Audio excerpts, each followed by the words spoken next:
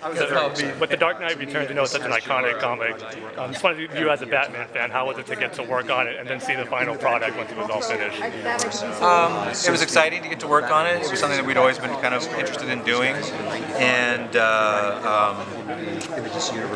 then to see it finished was really exciting. I mean, on one hand, it's it just breathes a sigh of relief, and oh shoot, we didn't piss on the legend. But on the other hand, I think just as a movie in its own right, I think it's just a really terrific movie. So.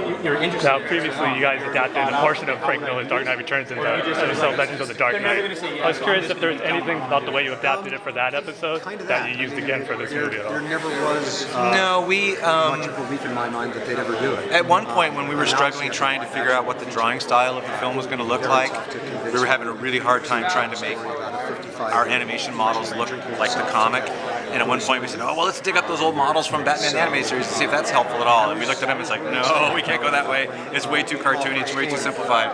So that wasn't helpful at all. I mean, that was more of a kind of a hybrid of the style that we were doing at the time with Frank Miller influence, but this is like we were trying to make it, straight up Frank Miller. So it was we might do this Green Lantern. Now I know in 2013 is probably when we'll see Dark Knight Returns Part 2. Right. Is there anything you can tell us about the upcoming other DC movies that we'll see in 2013? No, unfortunately, until they're announced, we're not allowed to talk about them. So. One final question is that recently this month is the official 20th anniversary of the first airing of Batman the Animated Series. So I just wondering if you could kind of tell us your thoughts on it looking back 20 years later. It makes me feel old. I was a very young man when I made that show, and I'm not anymore. So, you happy now? As long as you keep doing animation. Happy with yourself?